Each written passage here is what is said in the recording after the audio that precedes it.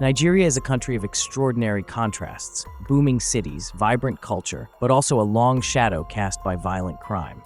Among the darkest chapters of that shadow are the audacious robberies carried out by men who refused to be ordinary criminals. They planned, they executed, they terrorized, sometimes became folk figures. But what moves a person to become more than a thief? What pushes someone into full-scale robbery sprees with high-powered weapons, brazen attacks, and sometimes ritual belief in invulnerability?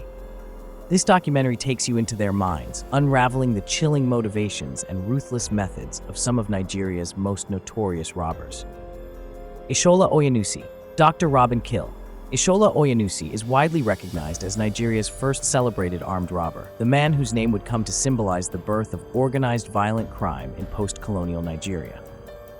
His reign of terror in Lagos and parts of the western region during the late 1960s and early 1970s marked a turning point in Nigeria's criminal history, introducing a level of violence, audacity, and spectacle that was previously unseen. His story is both a reflection of the social conditions of the time and an insight into how a man's psychology, shaped by pride and desperation, can evolve into infamy. Born in the 1930s in Osun State, Oyenusi came from an ordinary Yoruba family. Very little is known about his early life, but accounts suggest that he was educated enough to complete secondary school and worked as a car mechanic in Lagos in his youth. It was there, in the bustle of the city's industrial growth after independence, that he began the descent into crime. Nigeria had just gained independence in 1960, and by the late 1960s, the country was recovering from the devastating effects of the Civil War. Economic instability, unemployment, and a breakdown in law enforcement created fertile ground for armed robbery to flourish. Oyenusi became one of the first to exploit it. The earliest recorded accounts describe how he began his criminal activity through car snatching. As a mechanic, he had technical knowledge of vehicles, and that made car theft a natural starting point. It was reported that his first major crime was driven by what he described as love. According to later interviews with police and media reports from that period, Oyenusi confessed that he stole his first car because his girlfriend needed money. The act, however, small at first, awakened in him a thrill, a sense of power that quickly escalated. Once he realized he could outwit the system, he saw no reason to stop. By the late 1960s, Oyenusi had gathered a gang of like-minded young men. Their operations were marked by extraordinary confidence. Unlike the covert thieves of earlier times who struck under cover of darkness, Oyenusi's gang attacked during the day. They carried locally fabricated guns and occasionally imported weapons that had circulated after the Civil War. The group's operations ranged from car hijacking to armed burglary and highway robberies. They were known for leaving a trail of bodies. Oyenusi's statement during interrogation, "I rob and I kill," would later earn him the nickname Dr. Rob and Kill. At the time, Lagos was transforming into a commercial metropolis. It was also a city strained by inequality, the rich elite, public servants, and expatriates on one side, and unemployed youth and displaced people from the war on the other. Oyenusi exploited this imbalance. He targeted those he saw as symbols of privilege: business owners, expatriates, and government officials. To the poor, he was at times viewed as a strange kind of anti-hero, a man who challenged authority. But his violence quickly erased any romantic image. He was ruthless. Witnesses reported that he often shot victims without hesitation, even when compliance was offered. Contemporary newspapers, particularly the Daily Times and West African Pilot, chronicled his activities with sensational headlines. Stories of his daylight robberies gripped the public. The police seemed powerless to stop him. Lagos residents lived in fear. For the first time, the concept of a celebrity criminal entered Nigerian consciousness. Oyenusi was reported to drive stolen cars around the city, attend parties, and flaunt wealth publicly. He reportedly wore expensive clothes and cultivated a charismatic image, surrounded by admirers who were either unaware of or indifferent to his crimes.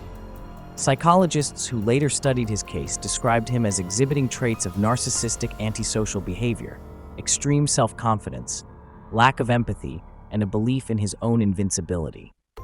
He enjoyed attention and used it as a psychological weapon. By appearing fearless and unpredictable, he intimidated both the public and the police. That image of invulnerability was bolstered by local superstitions. Many Nigerians of the era believed that some robbers used charms or rituals to make themselves bulletproof. Whether or not Oyenusi engaged in such practices remains uncertain, but his ability to escape police traps fed the myth that he was spiritually protected. By 1970, however, cracks were beginning to show. The newly formed Nigerian police task forces, empowered under the Decree Against Armed Robbery introduced by the military government, began tightening control. Intelligence networks improved. Several of Oyenusi's men were arrested and interrogated, yet he remained elusive. His downfall came through betrayal. In one of his last operations, his gang ambushed a car belonging to a senior staff member of the Western Region Ministry of Works and Supplies. The man was shot and killed, and his car taken. Investigations led police to one of Oyenusi's associates, who confessed under pressure and revealed his location. In March 1971, police surrounded Oyenusi and his men in Lagos. Accounts differ slightly on the exact scene, but all confirm that after a gun battle, he was captured alive along with 6 accomplices. Their arrest made front-page news across Nigeria. Crowds gathered at police stations to see the once untouchable figure. The public wanted proof that the terror of Lagos was finally over. The military government of General Yakubu Gowon, seeking to restore public confidence, moved swiftly. Oyenusi and his gang were charged with multiple counts of armed robbery and murder. The newly established Robbery and Firearms Tribunal handled the case under the Armed Robbery Decree of 1970, which made armed robbery a capital offense punishable by death. The trial was swift and heavily publicized. Oyenusi reportedly remained defiant, smiling at reporters and boasting about his exploits. He maintained an aura of pride until the very end. On September 8, 1971, Oyenusi and 6 of his gang members were executed by firing squad at Lagos Bar Beach, a site that would later become infamous for public executions. Thousands of Nigerians attended. Reports estimate the crowd at nearly 30,000 people, a reflection of the level of fear and fascination his case had generated. The authorities intended the execution to serve as a deterrent. It was broadcast on national radio, and photographs of his body circulated in newspapers. The message was clear: armed robbery would be met with the harshest punishment. The execution marked a symbolic end to Nigeria's first wave of high-profile armed robbery. Yet it also revealed how deeply such figures had entered the national psyche. For years afterward, Oyenusi became a shorthand in Nigerian popular culture for ruthless criminality. Parents used his name to warn children, newspapers referenced him when reporting new robberies, and songs and folklore incorporated his story. He became not only a criminal, but a cultural reference point, a cautionary tale about power, pride, and downfall. From a criminological perspective, the Oyenusi case provides an early template for understanding the psychology of Nigerian armed robbers. His operations showed strategic planning rather than random violence. He recruited a network, studied police routines, and timed his strikes to exploit weaknesses. He understood spectacle as a tool of fear. His personality combined arrogance, charisma, and cold brutality traits later seen in other Nigerian criminals such as Lawrence Anini and Shina Rambo. In many ways, Oyenusi established the behavioral pattern that would define armed robbery in Nigeria for decades: the blend of violence, ritualized confidence, and public notoriety. The social background that produced Oyenusi was also significant. Post-war Nigeria had abundant small arms left over from the Biafran conflict. The economy was unstable, and corruption within the police and civil service was rising. Public frustration and economic inequality created resentment, especially among youth. Oyenusi's crimes, though condemned, tapped into that discontent. Some saw him as a product of systemic failure, a man molded by poverty and chaos. But the scale of his violence erased any romantic interpretation.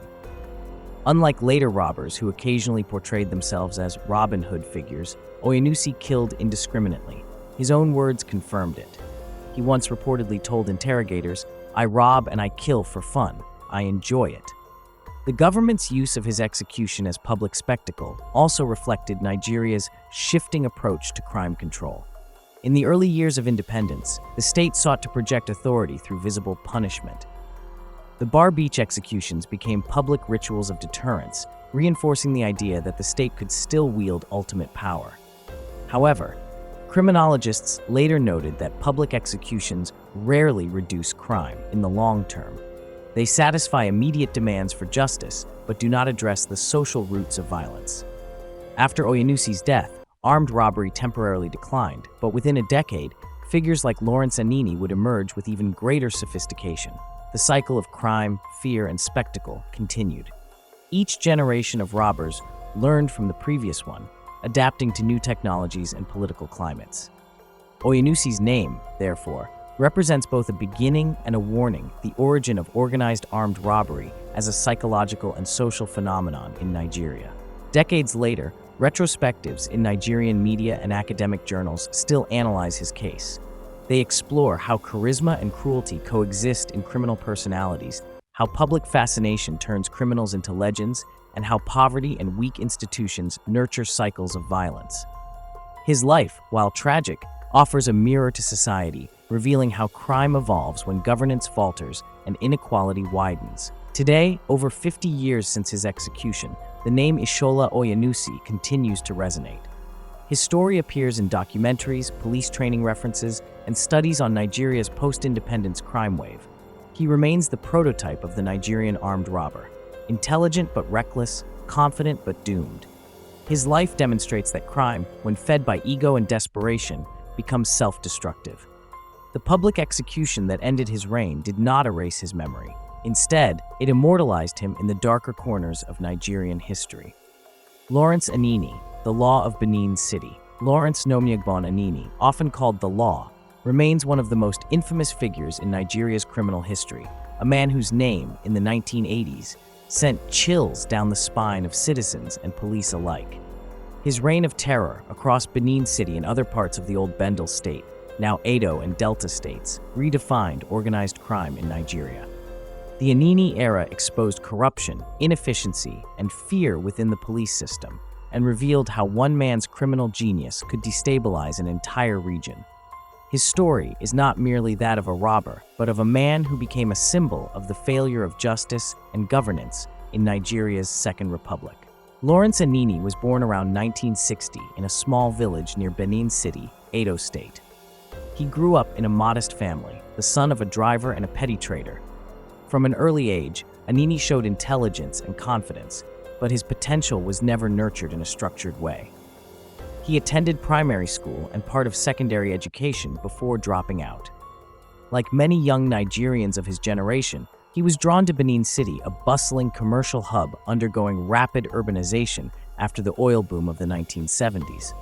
The promise of quick wealth and social mobility lured him in, but what awaited him was a world of unemployment, corruption, and inequality. By his late teens, Anini had become a taxi driver. It was a profession that, on the surface, seemed ordinary, but in the context of Benin's underworld, it offered access to information, people, and networks. As a driver, he learned the city's roads, police patrol patterns, and escape route skills that would later become invaluable. He also befriended a young man named Mande Osunbor, who would later become his most trusted ally in crime. During this period, the black market economy was thriving. Smuggling, illegal car deals, and robbery rings were spreading. Anini began as a transporter for criminals, ferrying stolen goods and getaway men. Before long, he was participating in robberies himself. His confidence, planning skills, and ability to command respect made him a natural leader. By the early 1980s, he had gathered a gang of loyal men, hardened criminals, who operated with precision and fearlessness. Anini's rise coincided with a period of social unrest and widespread distrust in the Nigerian police. Corruption within the force was rampant. Some officers colluded with criminals, collecting bribes or tipping off robbers before raids. Anini's genius was not just in committing crimes, but in understanding and exploiting the weaknesses of the police system. He cultivated deep connections within law enforcement, bribing officers for weapons, intelligence, and safe passage. This infiltration would later prove to be his greatest strength and ultimately his undoing. By 1984, Nigeria was under the military rule of General Muhammadu Buhari and later General Ibrahim Babangida. The economy was struggling under the effects of austerity measures, unemployment was high, and discontent was widespread. In this volatile atmosphere, Anini emerged as both villain and folk hero. His robberies were bold and carefully planned. He attacked banks, police stations, and armored vans. He intercepted salaries meant for government workers. His gang operated not only in Benin City, but in other towns across Bendel State, including Warri, Sapele, and Asaba. Anini's most notorious acts were his daylight robberies and the letters he allegedly sent to newspapers, taunting the police and justifying his actions.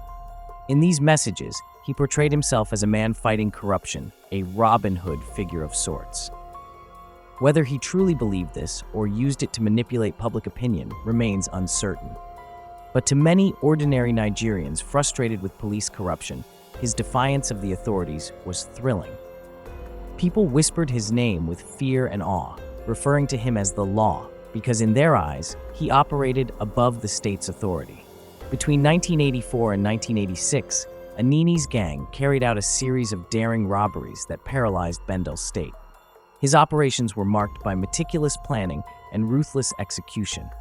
His men often blocked major roads, robbing motorists and passengers, then disappeared before the police could respond.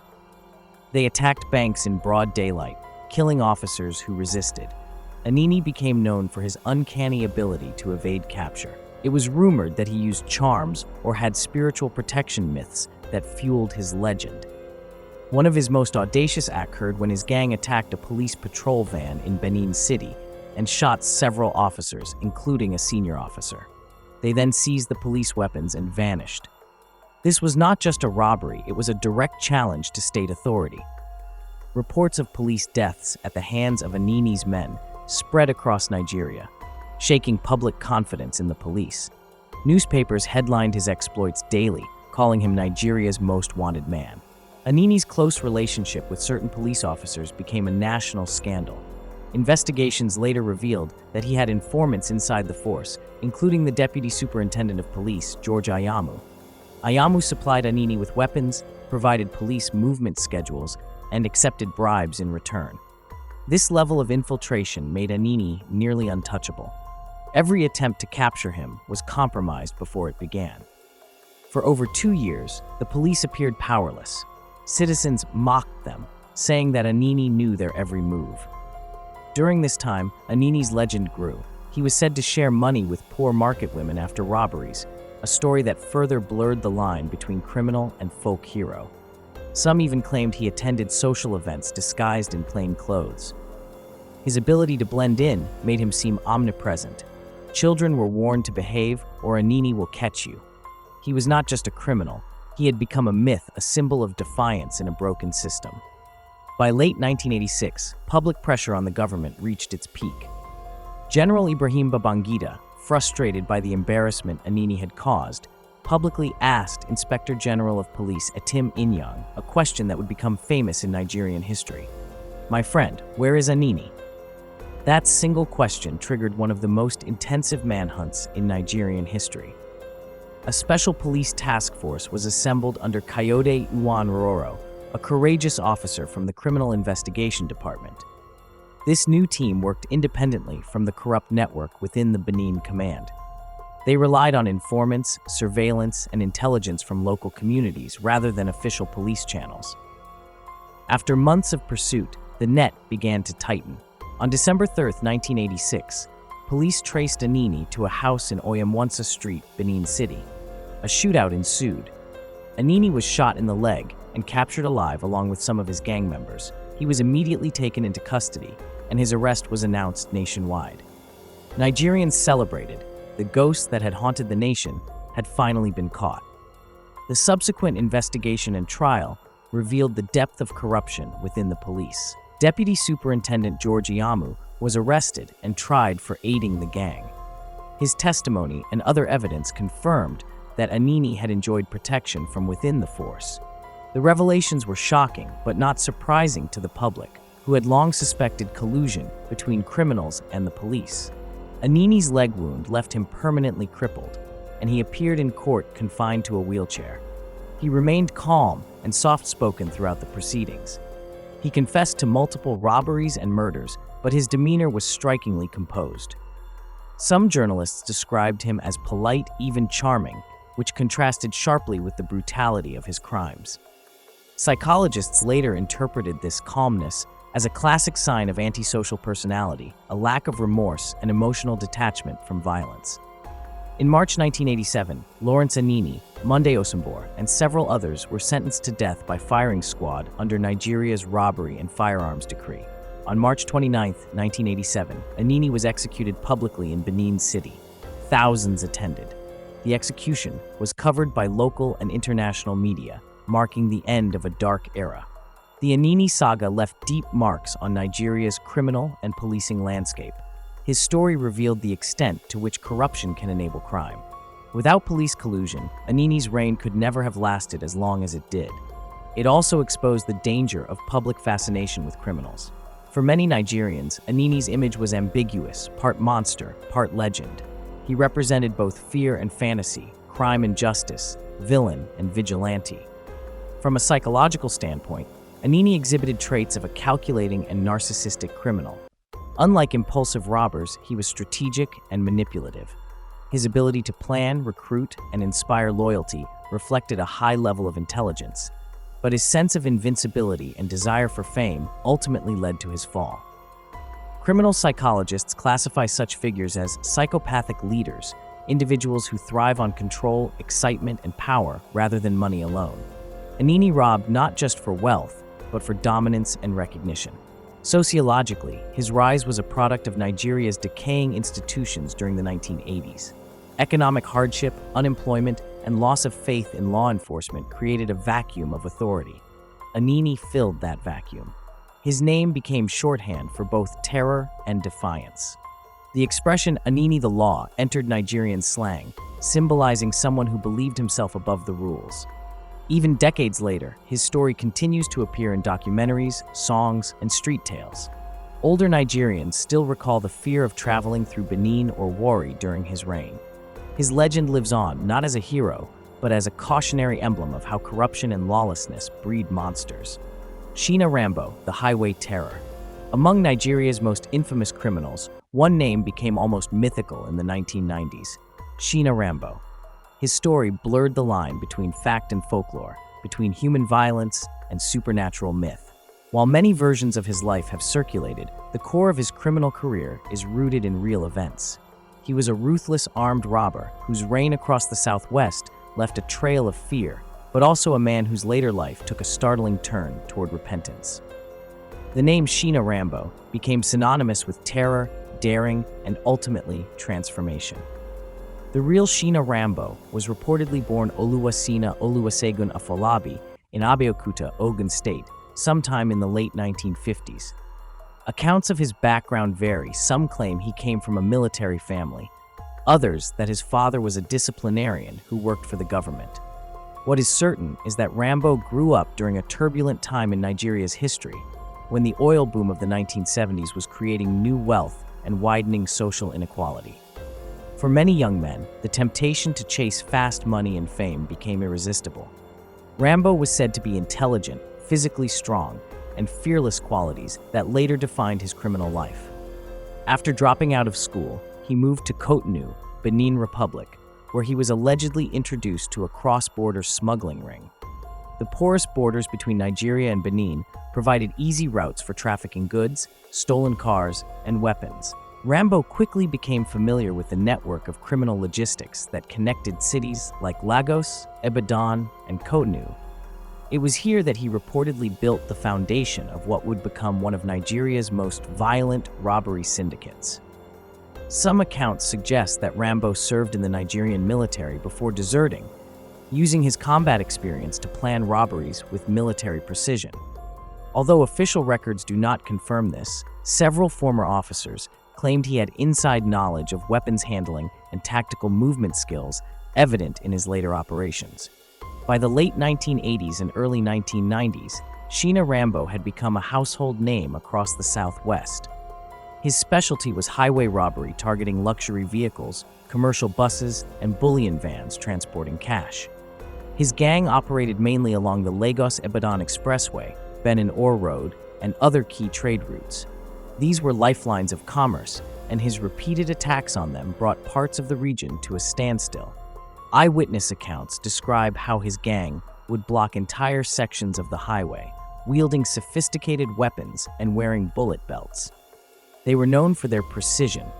Operations were timed to last no longer than 15 minutes, after which they would vanish into the forests. Rambo's men were fearless, and he was said to lead from the front.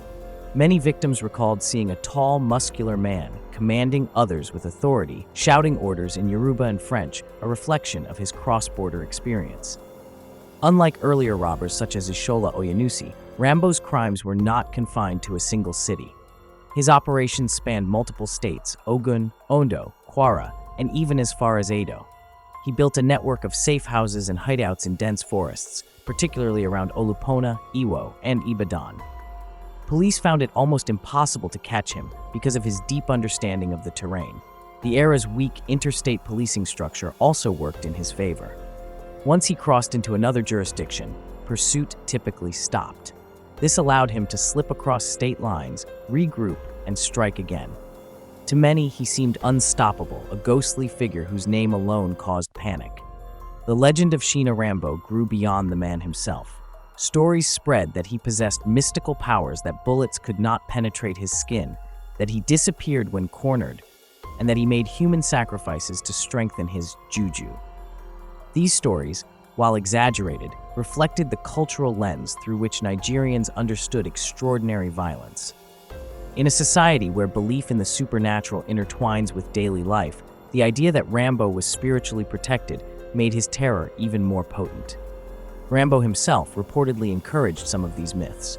He was said to have undergone ritual fortification in Benin Republic and parts of southwestern Nigeria, visiting shrines where he swore oaths of secrecy and drank concoctions said to make him invisible to enemies.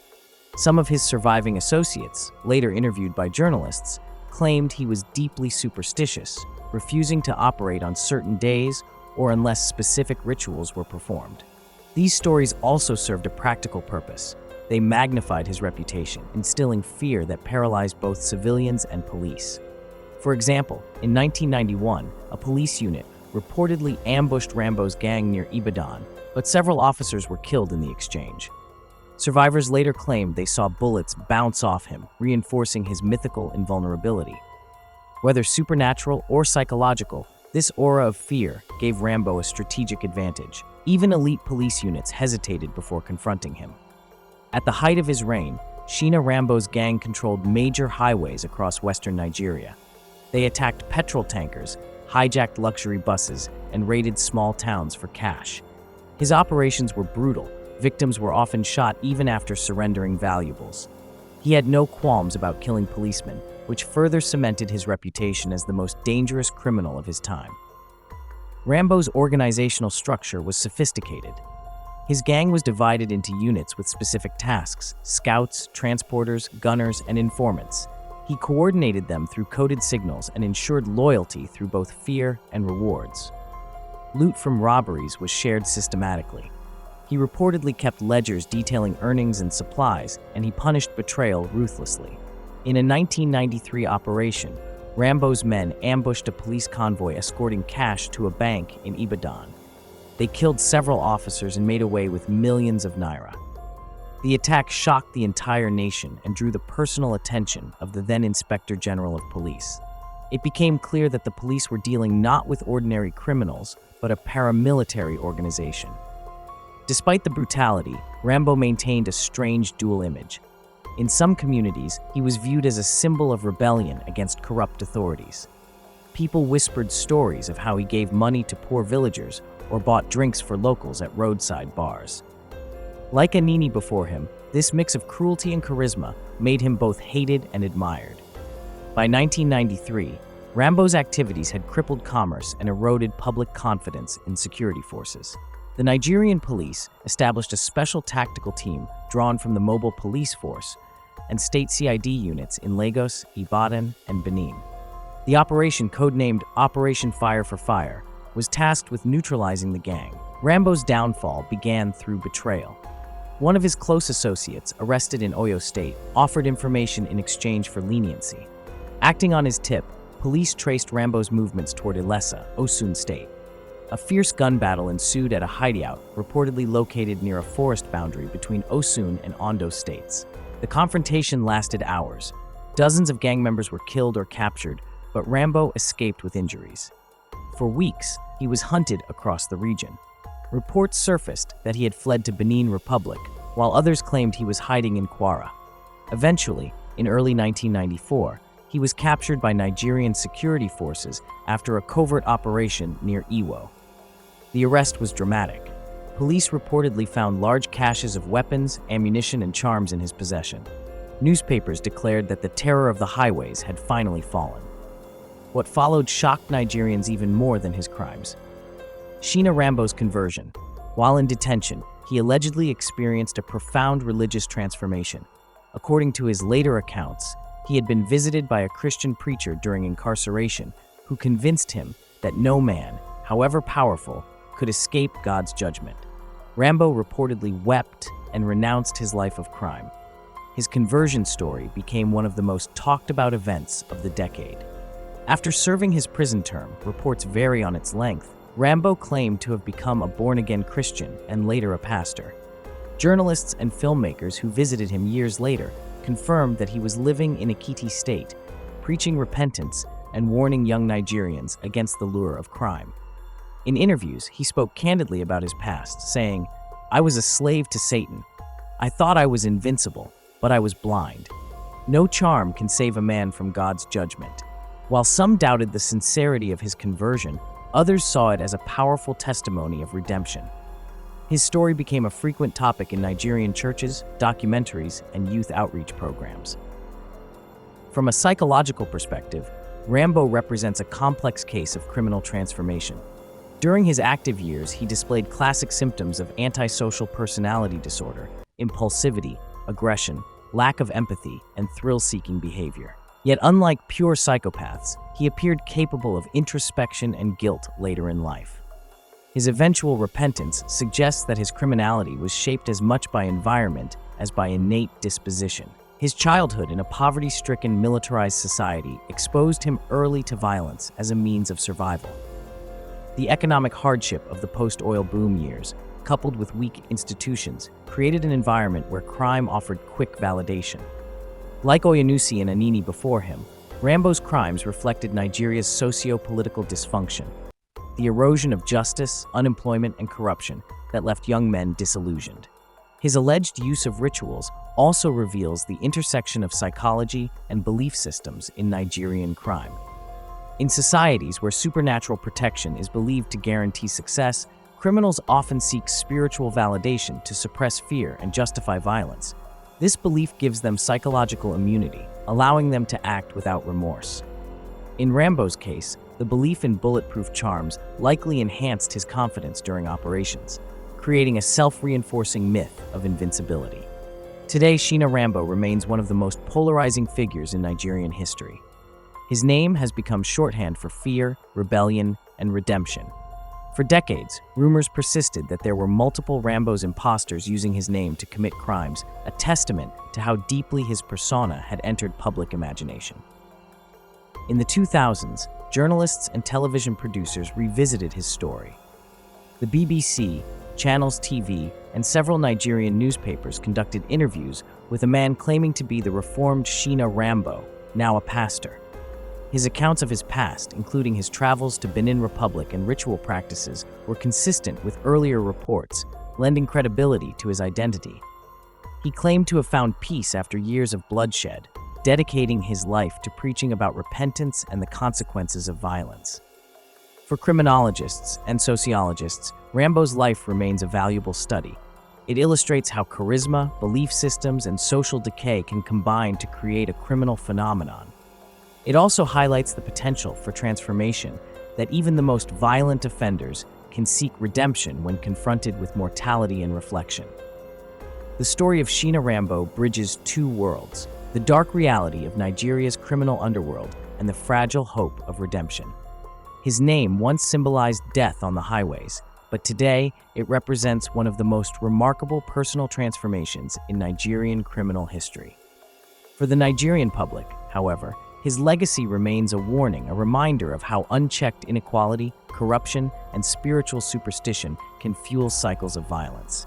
The myths surrounding him, though exaggerated, reveal society's struggle to make sense of extraordinary evil. Whether remembered as a villain or a preacher, Shina Rambo's life is a mirror reflecting both Nigeria's chaos and its capacity for change. Kayode Williams, from armed robber to redeemed reformer. The story of Reverend Dr. Kayode Williams stands as one of the most extraordinary tales of transformation in Nigeria's criminal history. A story that bridges the dark corridors of armed robbery with the redemptive power of change. His life traces the tumultuous decades of Nigeria's post-independence era, from the chaos of the 1970s armed robbery epidemic to the rise of faith-based rehabilitation movements in the 1990s and beyond. Today, he is widely regarded not merely as an ex-convict, but as a symbol of how personal reformation can mirror a nation's own struggle for moral recovery. Kayode Williams was born in the early 1950s in southwestern Nigeria. His childhood, like that of many Nigerian youths of his time, unfolded against a backdrop of political instability, unemployment, and the widening gap between the elite and the working class. The promise of independence had begun to fade by the mid-1960s. Urbanization was accelerating, and the cities of Lagos and Abiodun had become magnets for young men searching for opportunities. For many, including Williams, survival in the new Nigeria required courage, cunning, and sometimes crime. He grew up intelligent, curious, and ambitious, attending local schools and developing a reputation as a bright student. Yet, like so many young men in post-colonial Nigeria, he struggled to find stable direction. Accounts suggest that peer influence and economic frustration pushed him toward the Lagos street gangs that operated under the shadows of nightlife and motor parks. By the late 1960s, Lagos had become a crime hotspot. The Nigerian Civil War, 1967-1970, had created a surplus of small arms and a large number of disillusioned youths. The police were under-resourced, corruption was rampant, and the social systems that could have guided restless young men like Williams had all but collapsed. It was during this period that Williams fell in with a group of men who were fast becoming notorious. The gang led by Ishola Oyenusi, Nigeria's first so-called celebrity robber. Though not as publicly flamboyant as Oyenusi, Williams was said to be intelligent, strategic, and loyal. He quickly became one of the core members of Oyenusi's group, a gang that specialized in armed robberies of cars, banks, and government institutions. They were infamous for their confidence robbing in broad daylight, often daring the police to respond. Newspaper archives from the late 1960s and early 1970s described the Oyenusi gang as the embodiment of the growing menace of urban criminality. They represented not just thieves, but a cultural rebellion, a defiance against a system that seemed to reward corruption at the top while punishing poverty at the bottom. For young Williams, crime became a twisted form of empowerment, a means to assert identity in a society where wealth and success defined worth. The Nigerian government, alarmed by the growing wave of armed robbery, responded with a heavy hand. In 1970, the military government under General Yakubu Gowon introduced the Decree No. 47 of 1970, which made armed robbery a capital offense punishable by death. It was under this law that Oyenusi and his associates, including Williams, were captured. Kayode Williams was arrested alongside several members of the Oyenusi gang after an intense manhunt by the Nigerian police. His capture was widely publicized as the government sought to make an example of the country's new criminal elite. In 1971, Oyenusi and 6 of his gang members were executed publicly at Bar Beach in Lagos before a massive crowd. Williams, however, was not executed. He was sentenced to a lengthy prison term, instead, a twist of fate that would alter the course of his life. Life inside Nigeria's prisons in the 1970s was brutal. Overcrowded, underfunded, and corrupt, the prison system was a microcosm of Nigeria's social decay. Williams entered the Kirikiri Maximum Security Prison at a time when it was filled with hardened criminals, political prisoners, and others society had cast away. Initially, he continued to live with a hardened mindset. Prison life was a daily battle for survival, where status and respect were won through violence or cunning. But as years passed, Williams began to feel the weight of his choices. The silence of confinement forced introspection. For the first time, the man who had lived fast and fearlessly began to reflect on what his life had become. It was during this period that he encountered a prison evangelist, a Christian missionary who visited inmates regularly to preach the gospel and offer support. At first, Williams dismissed the message.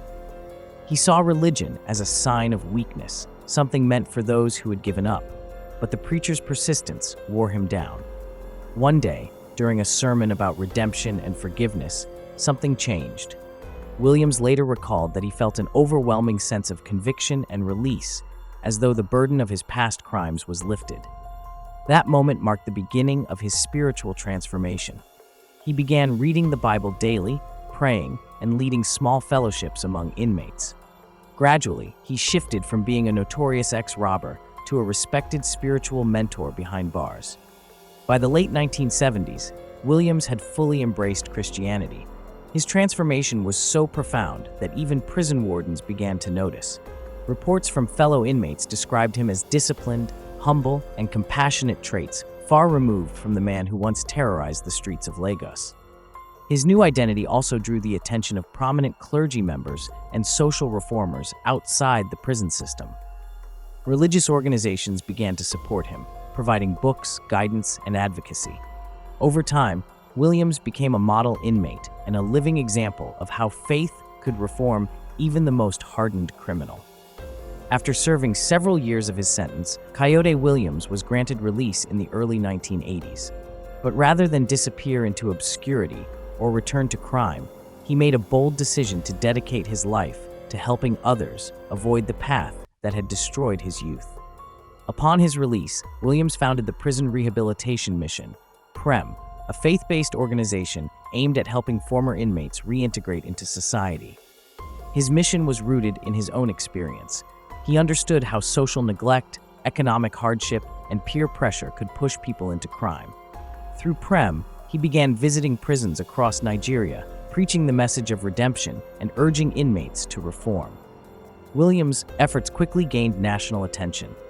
He collaborated with prison authorities, churches, and civil organizations to organize counseling, vocational training, and education for inmates. His message was clear: every life could be reclaimed. He often told his audiences, "I am a living testimony that no one is beyond God's mercy." Over the decades, Reverend Williams became one of Nigeria's most respected voices on crime prevention and rehabilitation. His story was covered in newspapers, documentaries, and academic studies examining crime and morality in post-colonial Africa. He also became a pastor in the Redeemed Christian Church of God, RCCG, using his platform to reach both the powerful and the marginalized. His work inspired others who had once lived in crime to turn toward reform. He frequently appeared in youth conferences and government panels, urging policymakers to focus on rehabilitation rather than retribution. In interviews, Williams often reflected on the systemic roots of crime in Nigeria: unemployment, inequality, corruption, and moral decay. He argued that addressing these issues was as important as policing the streets. To him, real reform required both spiritual and societal transformation. By the 2000s and 2010s, Kayode Williams had become a fixture in Nigeria's faith-based activism. His organization expanded to include workshops for ex-convicts, skill acquisition centers, and re-entry programs. He worked with the Nigerian Prison Service, now the Nigerian Correctional Service, to promote reforms that would reduce recidivism. He also became a symbol of hope for countless Nigerian youths facing difficult choices. His story from the gun to the pulpit showed that personal change was possible, even in a society that often stigmatized ex-offenders. Reverend Williams continued to advocate for a criminal justice system that balances punishment with compassion. In speeches and writings, he often quoted scripture, but also emphasized practical solutions: education, mentorship, and social reintegration. His voice joined a growing movement of reformers who sought to humanize Nigeria's approach to crime and justice. Looking back, Kayode Williams' journey captures the contradictions of Nigeria itself, a country of immense potential, moral conflict, and resilience. His life is a mirror reflecting the challenges of youth disillusionment, the failures of social policy, and the enduring power of faith. In a 2015 interview, he stated, "I was once a robber. I could have died by the firing squad, like my friend Oyenusi. But God spared me to show that no man is too lost to be found." Today, his legacy endures not just in churches or prisons, but in the broader conversation about how Nigeria can confront its cycle of crime and punishment. He remains a living example that reform is possible not only for individuals, but for entire societies willing to confront their failures with honesty and compassion. Abiodun Godogodo, the relentless kingpin of Lagos. The story of Abiodun Oyenusi, better known by his street name Godogodo, is one of the most significant chapters in Nigeria's modern crime history. His reign marked a new era in Lagos's underworld, one characterized by organization, strategy, and the shocking brutality of a man who operated like a ghost for over a decade. Between 2003 and 2013, his name evoked fear across southwestern Nigeria. To the police, he was the most dangerous armed robber of his generation. To the underworld, he was a legend, cold, calculating, and almost invincible. But behind the fearsome nickname lay a story that revealed much about the social and institutional cracks that allowed crime to thrive in modern Nigeria.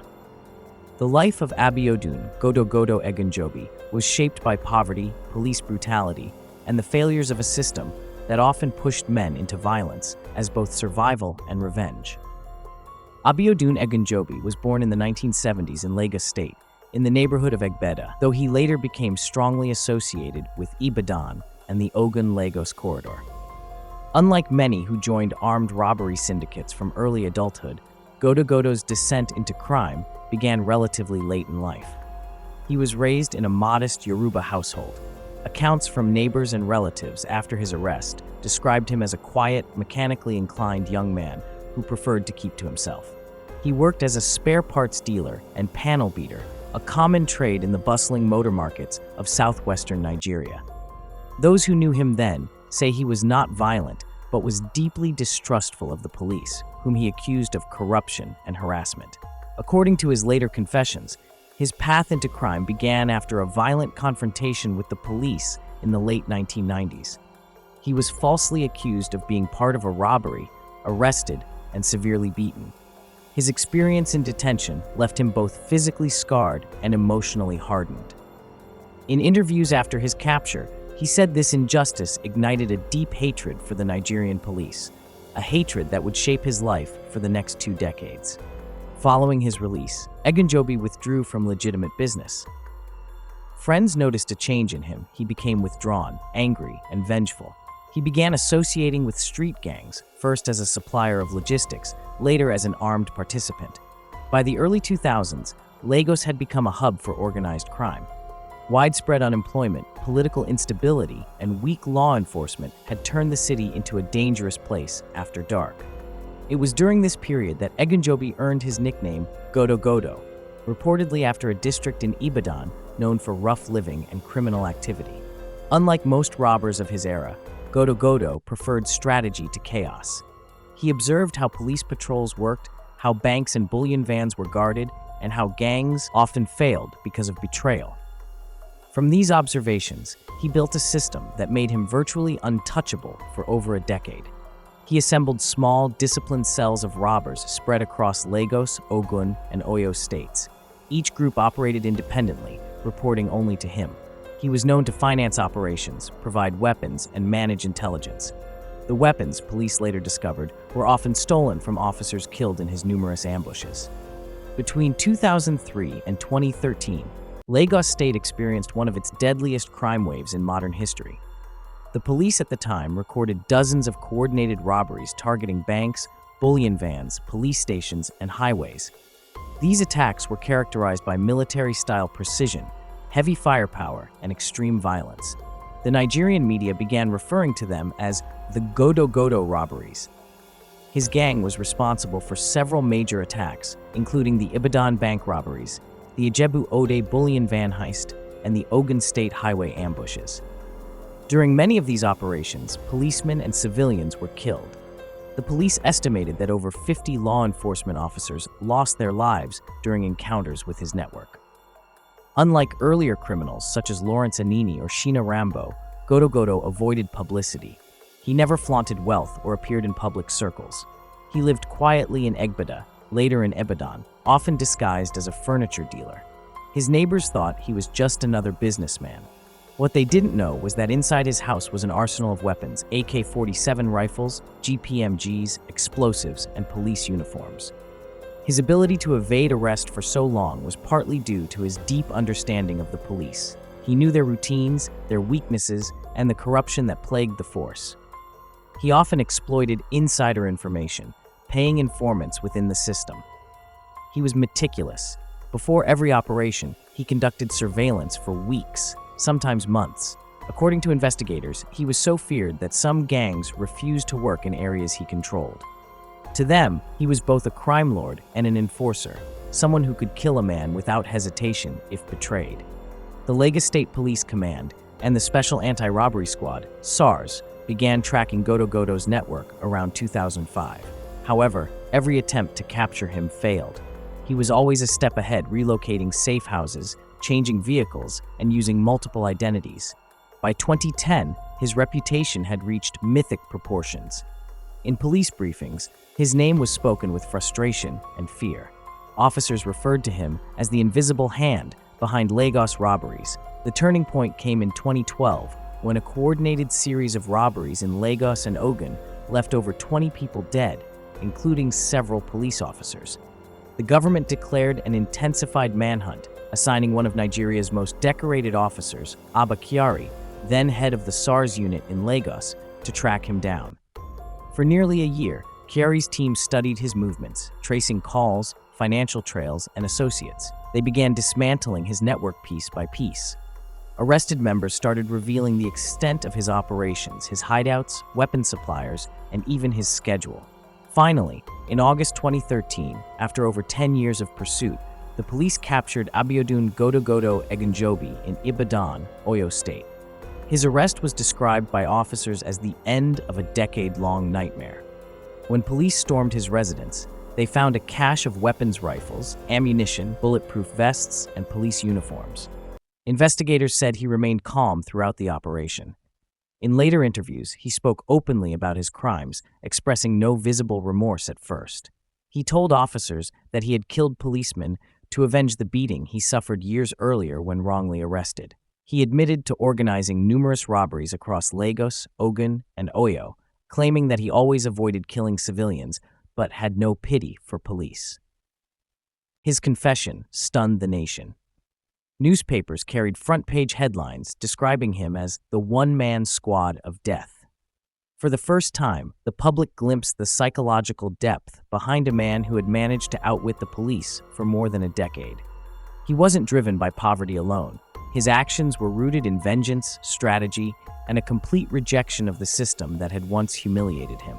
After his arrest, Godogodo was paraded before the media at the Lagos Police Command headquarters in Ikeja. He appeared subdued, sometimes expressionless, as officers displayed his seized weapons. His trial began shortly after, involving multiple charges: armed robbery, murder, and illegal possession of firearms. While the legal proceedings were slow, the arrest effectively dismantled his network. Many of his close associates were captured or killed in police operations that followed. Though the court process dragged for years, his arrest marked a symbolic victory for Nigerian law enforcement. It demonstrated the growing sophistication of police intelligence and the state's ability to dismantle organized crime. Yet it also exposed the systemic failures that had allowed him to rise from poor policing and corruption to social neglect. The case of Godogodo became a subject of discussion among criminologists and social commentators. Analysts pointed out that his transformation from a small-time worker into Nigeria's most wanted robber reflected deeper structural issues: unemployment, police brutality, and the absence of justice. His early encounter with law enforcement, where he was beaten and humiliated, became a psychological turning point. In his mind, he wasn't just fighting the system, he was avenging himself against it. This theme of revenge, mixed with social alienation, mirrors many other high-profile criminal cases in Nigeria's history. Moreover, his methodical approach challenged stereotypes of Nigerian armed robbers as impulsive and reckless. Godogodo was strategic, calculating, and unusually disciplined. His career revealed how criminal intelligence could evolve in the absence of effective law enforcement. The capture of Godogodo in 2013 was more than the end of a crime wave. It was a wake-up call for Nigeria's police system. It exposed the need for better intelligence gathering, coordination, and community policing. In the years following his arrest, Lagos State saw significant investments in crime-fighting infrastructure, including surveillance technology, better-equipped rapid response units, and more training for officers. The SARS unit that captured him was celebrated as a model of operational success at the time, before later controversies led to its disbandment years later. For many Nigerians, the Godogodo saga represented both triumph and tragedy. Triumph in law enforcement finally restoring order, and tragedy in how systemic injustice had created such a man in the first place. In interviews given after his arrest, Ogunjobi occasionally spoke about regret, particularly over the lives lost. Yet he remained defiant about his hatred for the police, insisting that he had been made into a monster by the very institution that should have protected him.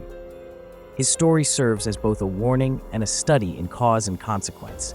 It highlights how unchecked brutality, inequality, and corruption can transform an ordinary citizen into an enemy of the state. For Nigeria, his life underscored the importance of building a justice system that is fair, transparent, and humane, one that corrects rather than creates criminals. The fall of Abiodun Godogodo Oyenusi marked the close of an era, the last great reign of the Nigerian armed robber as a public figure. His story remains one of the most complete illustrations of how personal trauma, social neglect, and revenge can merge to produce organized violence in a modern state. Okwudili, Derico Nwamama and Godogodo, the butcher of Onitsha. In the early 2000s, when Nigeria was transitioning from military rule to democracy, the country was plagued by violent crime. In the southeast, the state of Anambra became a hotspot for armed robbery, kidnapping, and political thuggery. Commerce was booming, but so was fear.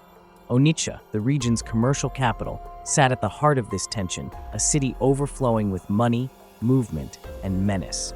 It was in this environment that one name rose above all others, Okwudili, better known as Derico Nwamama. To many residents, his name was synonymous with death.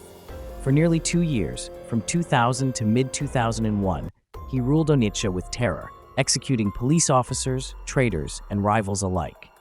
To the state, he was a national security threat. To the streets, a grim folk legend. His fall at the hands of the vigilante group Bakassi Boys became one of the most talked-about justice stories in modern Nigeria. Okwudili was born in 1979 in Onitsha, Anambra State. He came from a modest Igbo family, ordinary people trying to survive in one of Nigeria's most vibrant yet chaotic commercial hubs. The details of his early life are sketchy, but those who knew him as a child described him as intelligent, restless, and headstrong. He was said to be charming, street-smart, and easily drawn to the allure of power. He attended local primary and secondary schools, but dropped out before completing his education. The social atmosphere of post-military Nigeria provided little opportunity for young men like him. The economy was unstable, corruption rampant, and the police distrusted by the public. For many youths, the fast life of crime promised both wealth and respect, a dangerous illusion that had already birthed criminal figures like Shina Rambo in the West. By the time Okwudili reached his early 20s, he had fully embraced life on the streets. Initially, he worked with petty gangs involved in pickpocketing and burglary around the Onitsha main market and Upper Aweka area. But as he grew older, his ambition and his brutality outpaced everyone around him. By 1999, Okwudili had formed his own gang of heavily armed robbers. He was barely 20 years old, but already feared. He recruited mostly unemployed young men, promising them wealth and protection. Unlike earlier armed robbers who operated at night or in secrecy, Derico's gang carried out attacks in broad daylight. Their confidence stemmed from their firepower and from the deep mistrust the public had for the police, who were often accused of corruption and inefficiency. In Onitsha, where law enforcement was weak, Derico quickly filled the vacuum, but his rule was one of blood and chaos. His gang specialized in bank robberies, car hijackings, and assassinations. They attacked buses, shops, and financial offices, often shooting anyone who resisted. traders and transport workers began to live in constant fear. It was said that once Derico marked a person or location, no amount of pleading could save them. Reports from The Guardian Nigeria, July 2001, described him as a young man with the audacity of a warlord and the cruelty of a butcher. Within 2 years, Derico's name spread beyond Anambra. He extended his operations into Enugu, Imo, and Abia states, using Onitsha as his base. His gang controlled checkpoints on the Niger Bridge, extorted transporters, and reportedly collaborated with corrupt police officers who tipped them off before raids. Derico's reign of terror began in earnest around 2000. The newly democratic government of Anambra under Governor Chinwoke Mbadinuju struggled to contain the rising wave of violent crime. The state police force was underfunded and demoralized. Ordinary citizens were defenseless, and business in Onitsha began to collapse as fear spread. Derico's methods were ruthless. He was said to have killed over 100 people, including policemen, rival gang members, and innocent civilians. His gang often blocked highways, shooting indiscriminately and looting travelers. He reportedly murdered traders who refused to pay protection money, and he became infamous for executing informants sometimes in public to instill fear. Witnesses described him as cold and methodical. During attacks, he rarely spoke, giving orders through hand signals. He reportedly carried a golden pistol, a symbol of his dominance, and wore charms believed to make him invincible to bullets, a superstition that increased his myth among locals. By early 2001, Onitsha had become ungovernable. Banks were closing early, shops shuttered at sunset, and night markets, once the pride of the city, were deserted. Residents nicknamed him the spirit that moves by night. His crimes were so widespread that even state officials avoided traveling through Onitsha without armed escorts. The Anambra State Police Command launched several operations to capture Derico, but they failed repeatedly. Many officers were ambushed or killed in the process. Reports later revealed that some corrupt officers were leaking information to his gang for bribes. This further eroded public confidence in the police. The situation became so dire that traders and transport unions began forming their own self-defense groups. Public protests erupted in Onitsha, with residents demanding government intervention. Newspapers at the time carried headlines like "Onitsha under siege" and "Derico rules Anambra." It was at this breaking point that the Bakassi Boys entered the scene. The Bakassi Boys were a vigilante group that originated in Aba, Abia State, in the late 1990s. They were initially formed by traders to combat rampant robbery in the Ariaria market. Over time, their reputation for effectiveness and brutality spread across southeastern Nigeria. They became known for using machetes, charms, and extrajudicial methods, including public executions, to rid communities of criminals. By 2001, Anambra's government formally invited the Bakassi Boys to help restore order in Onitsha. They were given semi-official backing and freedom to operate. For many residents, their arrival was the first sign of hope after months of fear. Derico initially underestimated the Bakassi Boys. He believed his charms and connections would protect him. But the vigilantes were different from the police. They were feared for their mystical reputation and ruthless justice. After weeks of surveillance and informant work, they cornered Derico's gang near Akpor, a town close to Onitsha. In a fierce gun battle, several gang members were killed. Derico narrowly escaped but was wounded. The Bakassi Boys intensified their hunt. They raided safe houses, arrested his associates, and cut off his support networks. After several failed escape attempts, Derico was finally captured in July 2001 in Onitsha, reportedly after being betrayed by one of his close aides. His capture sent shockwaves through the region. Crowds gathered at markets and bus parks, chanting "Derico don fall, Derico has fallen." To many, it was the end of a nightmare. The Bakassi Boys wasted no time. They paraded Derico publicly through the streets of Onitsha, beaten, disarmed, and terrified, before taking him to the Ochanja roundabout, a major city junction known for public gatherings. Thousands gathered to witness the event. According to multiple eyewitness accounts, the vigilantes interrogated him briefly in public. He reportedly confessed to multiple murders and robberies, though under what conditions remains unknown. The Bakassi Boys then executed him on the spot, beheading him in full view of the crowd. The execution, though extrajudicial, was met with cheers from the crowd. For many citizens, it was the only form of justice they believed possible in a system that had failed them for years. But for human rights organizations, it was a grim reminder of the dangers of mob justice. The death of Derico marked a dramatic shift in Anambra State's security landscape.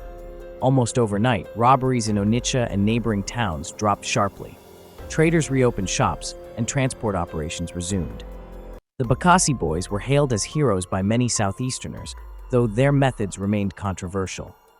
The state government, emboldened by the results, formally established the Anambra Vigilante Services, AVS, a legalized version of the Bakassi boys, to maintain order. For a time, peace returned, yet critics warned that relying on extrajudicial violence could erode the rule of law. Reports later emerged that the Bakassi boys themselves began abusing power, targeting political opponents, and committing human rights violations. Their rise, much like Derico's, revealed the fragile balance between justice and lawlessness in a society where state institutions had collapsed. Derico's story remains one of the most disturbing examples of how a single individual can terrorize an entire region when governance fails. His transformation from a poor youth into a violent warlord underscores the interplay between poverty, crime, and systemic neglect. Scholars studying post-colonial Nigerian crime often cite Derico as a case study in state failure and vigilantism. His life represents the extreme consequences of a society where citizens lose faith in law enforcement and turn to self-help justice. For residents of Onitsha, his name still evokes memories of fear and relief, fear of the chaos he caused, and relief at the order his death seemed to restore. From an educational perspective, the case of Okwudili, Derico Nwamama and Godogodo, raises deep ethical questions. Was justice truly served when he was killed without trial? Could he have been rehabilitated like Kayode Williams, who turned from crime to reform? Human rights activists argue that extrajudicial killings perpetuate a cycle of violence. Others counter that the Bakassi boys emerged only because the state had abdicated its responsibility. In that vacuum, justice became something citizens had to take for themselves, brutal, immediate, and absolute. The tragedy is that both Derico and his victims were products of the same environment, a Nigeria struggling with inequality, corruption, and the failure of its institutions. His story remains a cautionary tale of what happens when power, anger, and hopelessness collide. By the time the dust settled in 2001, Derico's corpse had become a symbol not just of punishment, but of warning. His execution ended the reign of one of Nigeria's youngest and most violent criminals, but it also exposed the fragility of justice in the country. Today, his story continues to be retold in books, documentaries, and songs, serving as both folklore and history. It stands as a reminder that every society must choose between law and vengeance, and that when justice fails, chaos fills the void. This is Whispers in Africa. Thanks for watching. I hope you enjoyed the true crime documentary. Don't forget to like, share, subscribe and turn on the notification bell icon, so you'll be notified when we upload a new video. You can also tell us what you think about this documentary in the comments section. I hope to see you in our next video. Bye.